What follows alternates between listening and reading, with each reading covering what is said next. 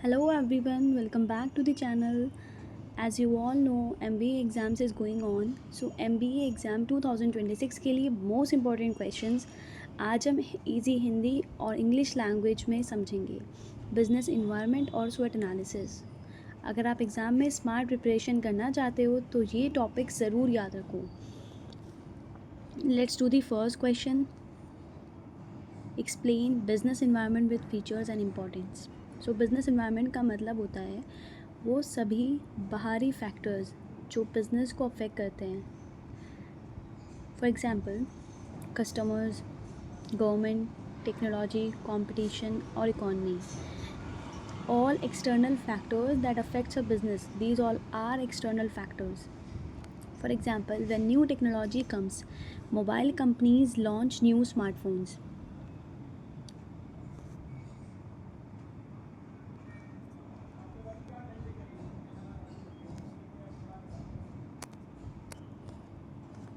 So it includes customers, competitors, government, technology, employees, economic conditions. These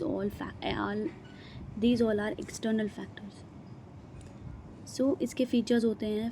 Features of business environment is, first one is dynamic nature. पहला होता है हमारा dynamic nature. सो business environment हमेशा समय के साथ बदलता रहता है, इसको हम डायनेमिक नेचर बोलते हैं, जो चेंजिंग नेचर के साथ हमेशा बदलता रहता है। For example, earlier people use keypad phones, now smartphones are everywhere. Second is complex. Many factors together affect business decisions. Business को एक साथ बहुत सारे फैक्टर्स अफेक्ट करते हैं, उसे हम कॉम्प्लेक्स बोलते हैं। For example, a company is affected by technology और inflation, government rules and competitions at the same time. Third one is uncertain. Future changes को एक्यूरेटली प्रिडिक्ट करना डिफ़िकल्ट होता है। For example, sudden increase in petrol prices affects transport business. Fourth one is wide impact.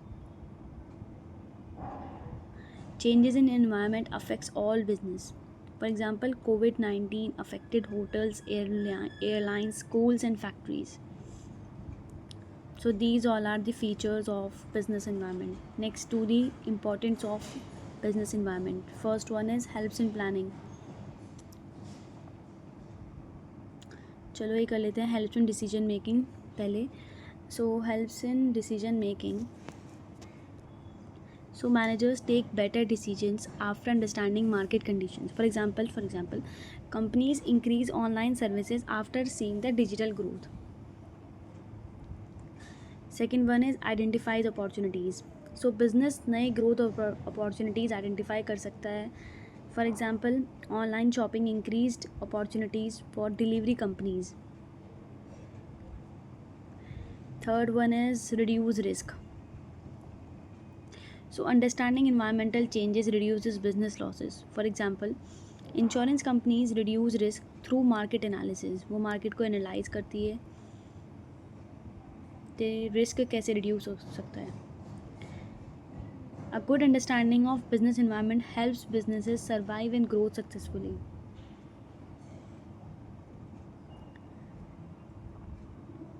Second question is explain SWOT analysis with examples.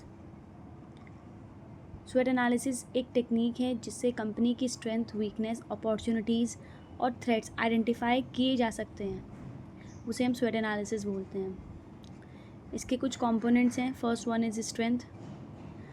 Business की internal strong points. For example, strong brand name, skilled employees and good quality products. For example, Apple is known for strong brand loyalty. Second one is weakness. Business की internal कमज़ोरियाँ, उसे हम weakness बोलते हैं. For example, lack of technology, poor management. And इसका example होता है a small company में have less capital. Third one is opportunities. External जितनी भी हमारी ग्रोथ और प्रॉफिट होते हैं उनको हम अपॉर्चुनिटीज़ कहते हैं. ग्रोथ एंड प्रॉफिट के एक्सटर्नल चांसेस. एग्जाम्पल होते हैं इसके growing online market, government support, and food delivery companies benefited from online ordering trends. Next one is threats. So threats मतलब होता है हमारा बाहरी चैलेंजेस जो बिज़नेस को नुकसान पहुंचा सकते हैं।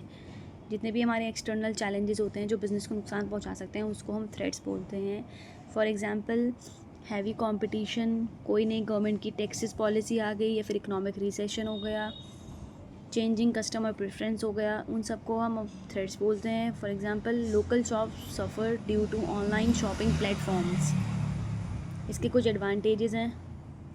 First one is helps in planning में हेल्प करता है। इम्प्रूव बिजनेस स्ट्रैटेजी इम्प्रूव करता है बिजनेस की।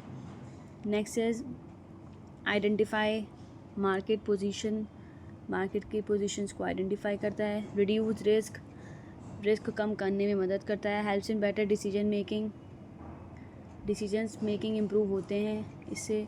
एंड इसका कंक्लूजन होता है हमारा स्वेट एनालिसिस बिज़नेस को अपनी प्रेजेंट पोजीशन समझाने और बेटर स्ट्रेटजीज़ बनाने में हेल्प करता है, उसे हम स्वेट एनालिसिस बोलते हैं। अगर आपको भी मोस्ट इम्पॉर्टेंट क्वेश्चंस और चाहिए with easy explanation for exam 2026 तो कमेंट में ज़रूर बताइए। And please don't forget to like, share and subscribe the channel. Thank you for watching.